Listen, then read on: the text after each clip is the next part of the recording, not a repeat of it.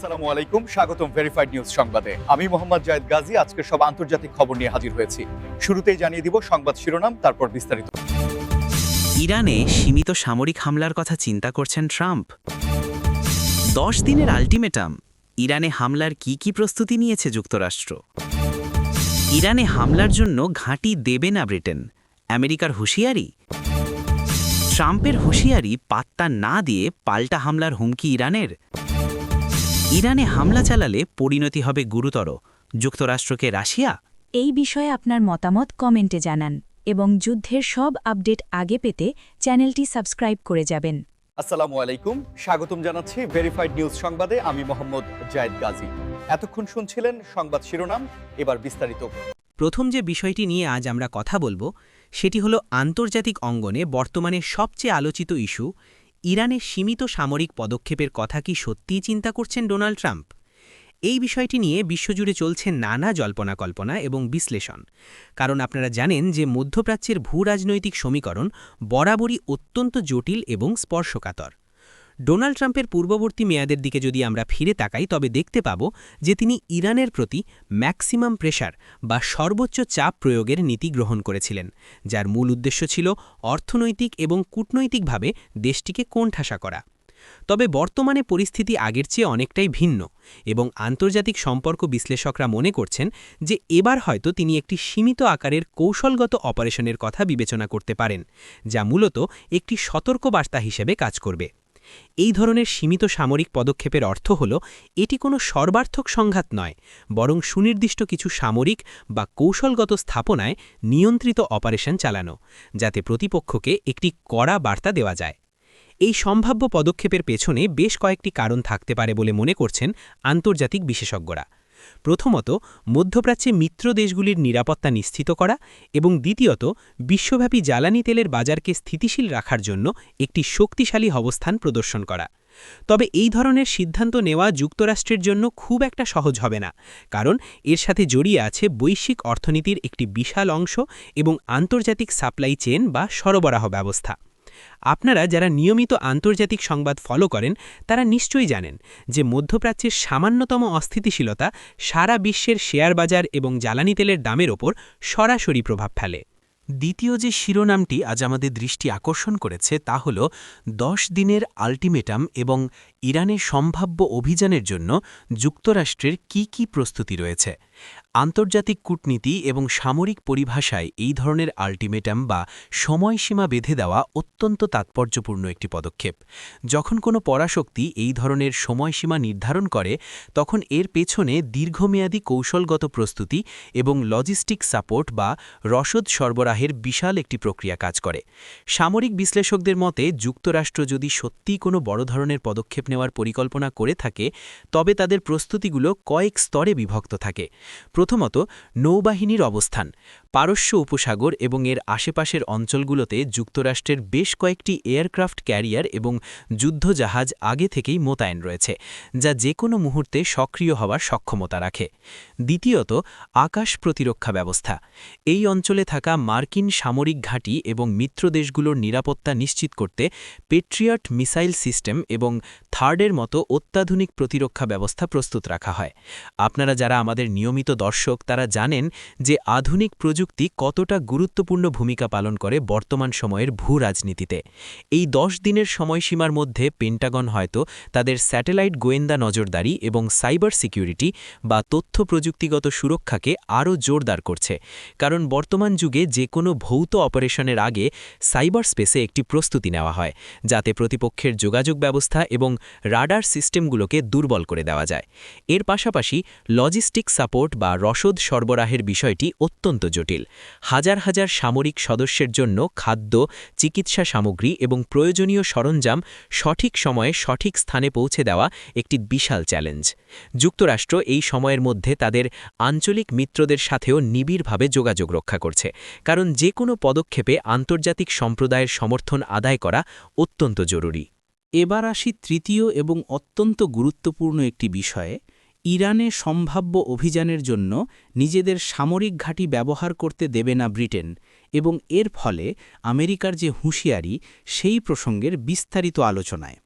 যুক্তরাষ্ট্র এবং যুক্তরাজ্যের সম্পর্ক আন্তর্জাতিক রাজনীতিতে একটি স্পেশাল রিলেশনশিপ বা বিশেষ সম্পর্ক হিসেবে পরিচিত। দ্বিতীয় বিশ্বযুদ্ধ থেকে শুরু করে বর্তমান সময় পর্যন্ত পশ্চিমা বিশ্বের যে কোনো বড় সিদ্ধান্তে এই দুটি দেশ সবসময় কাঁধে কাঁধ মিলিয়ে কাজ করেছে। কিন্তু বর্তমান প্রেক্ষাপটে ব্রিটেনের এই অবস্থান আন্তর্জাতিক বিশ্লেষকদের বেশ অবাক করেছে। যুক্তরাজ্যের এমন সিদ্ধান্তের পেছনে বেশ কয়েকটি গুরুত্বপূর্ণ কারণ রয়েছে। প্রথমত, ব্রিটেনের অভ্যন্তরীণ রাজনীতি এবং জনমত। ইউরোপের সাধারণ মানুষ বর্তমানে যে কোনো ধরনের নতুন সংঘাত বা সামরিক উত্তেজনার ঘোর বিরোধী। তাছাড়া যুক্তরাজ্যের নিজস্ব অর্থনৈতিক পরিস্থিতি এবং ইউরোপীয় ইউনিয়নের সাথে তাদের বাণিজ্য সম্পর্কের কারণে তারা মধ্যপ্রাচ্যে কোনো নতুন অস্থিরতা তৈরি হোক তা চায় না।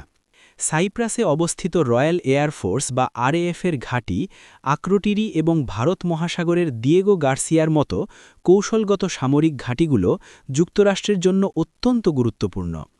এসব ঘাঁটি ব্যবহার করতে না পারার অর্থ হল যুক্তরাষ্ট্রের লজিস্টিক এবং সাপ্লাই চেনে বড় ধরনের বাধা তৈরি হওয়া। এর প্রতিক্রিয়ায় ওয়াশিংটন থেকে যে হুঁশিয়ারি বা হতাশা ব্যক্ত করা হয়েছে তা পশ্চিমা জোটের ভেতরে একটি সূক্ষ্ম ফাটল বা মতবিরোধের ইঙ্গিত দেয়। আমেরিকা হয়তো মনে করছে যে তাদের সবচেয়ে পুরনো মিত্র এই সংকটময় মুহূর্তে তাদের পাশে পুরোপুরি দাঁড়াচ্ছে না। আপনারা যারা গ্লোবাল পলিটিক্স বা বিশ্ব রাজনীতি নিয়ে আগ্রহী তারা নিশ্চয়ই বুঝতে পারছেন যে এই ঘটনাটি ন্যাটো জোটের ভেতরেও একটি আলোচনার জন্ম দিয়েছে। ইউরোপের অন্যান্য দেশগুলো যেমন ফ্রান্স বা জার্মানি তারাও পরিস্থিতি খুব সতর্কতার সাথে পর্যবেক্ষণ করছে। ব্রিটেন যদি সরাসরি ঘাঁটি ব্যবহারে অস্বীকৃতি জানায় তবে অন্যান্য ইউরোপীয় দেশগুলো একই পথ অনুসরণ করতে পারে, যা যুক্তরাষ্ট্রের জন্য একটি বড় কূটনৈতিক চ্যালেঞ্জ হয়ে দাঁড়াবে। চতুর্থ শিরোনামটি ছিল ট্রাম্পের হুঁশিয়ারি পাত্তা না দিয়ে পাল্টা পদক্ষেপের হুমকি দিয়েছে ইরান।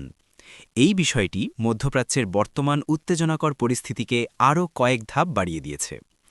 আন্তর্জাতিক সম্পর্কের ক্ষেত্রে অ্যাকশন এবং রিঅ্যাকশন বা ক্রিয়া প্রতিক্রিয়ার একটি বিশাল ভূমিকা রয়েছে। যখন কোনো পরাশক্তি হুঁশিয়ারি দেয় তখন অপর পক্ষের জন্য সেটি নীরবে মেনে নেওয়া মানে নিজেদের দুর্বলতা প্রকাশ করা। ইরানের ক্ষেত্রেও ঠিক এমনটাই ঘটেছে। তারা স্পষ্ট জানিয়ে দিয়েছে যে তাদের জাতীয় নিরাপত্তা এবং সার্বভৌমত্বের ওপর কোনো আঘাত এলে তারা চুপ করে বসে থাকবে না। এই পাল্টা হুমকির পেছনে রয়েছে ইরানের নিজস্ব প্রতিরক্ষা কৌশল এবং তাদের দীর্ঘমেয়াদী সামরিক প্রস্তুতি। ইরান ভৌগোলিকভাবে অত্যন্ত গুরুত্বপূর্ণ একটি অবস্থানে রয়েছে, বিশেষ করে হরমুজ প্রণালীর নিয়ন্ত্রণের কারণে। বিশ্বের মোট সামুদ্রিক জ্বালানি তেলের একটি বিশাল অংশ এই প্রণালী দিয়ে পরিবাহিত হয়।